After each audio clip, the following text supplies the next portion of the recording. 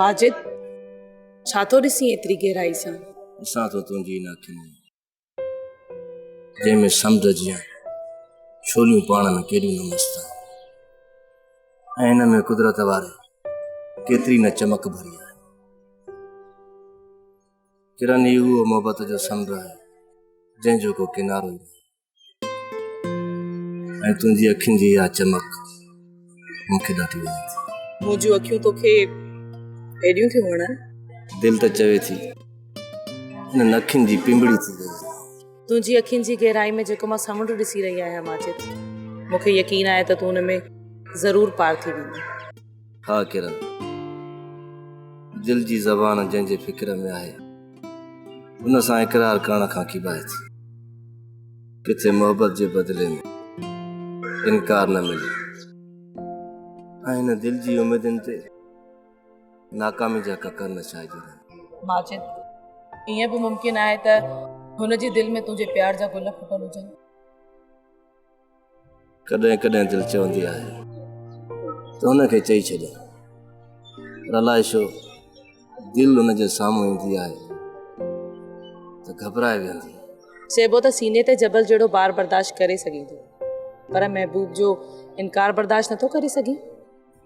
किरन, इंसान खे जॾहिं ख़ुशियूं वेझियूं ईंदियूं आहिनि उन्हनि खे हासिल करण जे लाइ हू दर्दनि जो दरिया बि पार करे वेंदो आहे। आख़िर केसी ताईं दर्द जे सैलाब में बुॾंदो रहंदे माजिद? जेसी ताईं दिलि जी मुराद पूरी न थी।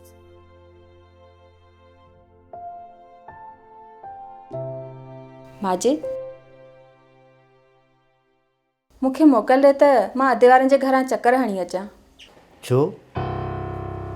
हींअर ई त पूरो हफ़्तो तूं उते हुईं, ॿीहर वञणु ज़रूरी आहे? 15 ॾींहं थी विया आहिनि, अधे वारनि जे घर कोन वई आहियां। माजिद, तूं बि मासी जे चवण ते थो लॻी? अम्मा मूंखे कोन चयो आहे, पर तूं जो हर हफ़्ते ईअं रओ मथे ते रखी माइटनि ॾांहुं वेंदीअं, कॾहिं सोचियो अथई त माण्हू छा चवंदा? माण्हुनि जी ॻाल्हि कोन्हे माजिद, इहो सॼो कमु मासी मुसरत जो आहे, जंहिंजे चवण ते तूं मूंखे पंहिंजे माइटनि ॾे वञणु नथो ॾीं। हर ॻाल्हि में तोखे अम्मा दुश्मन छो थी लॻे?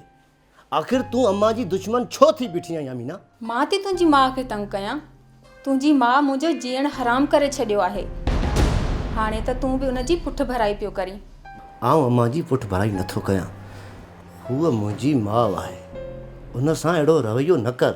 मां बि त तुंहिंजी ज़ाल आहियां, तोखे मुंहिंजो बि त ख़्यालु रखणु घुरिजे। छा कयां अमीना, आउं तोखे जीअ खां वधीक मिठो घुरंदो आहियां। तुंहिंजी ॻाल्हि ॿी आहे, मासी त मुंहिंजो टको मान नथी रखे। अमीना, जेकॾहिं हूअ तोखे बुरो भलो चवे थी त प्लीज़ तूं मुंहिंजे करे बर्दाश्त कर।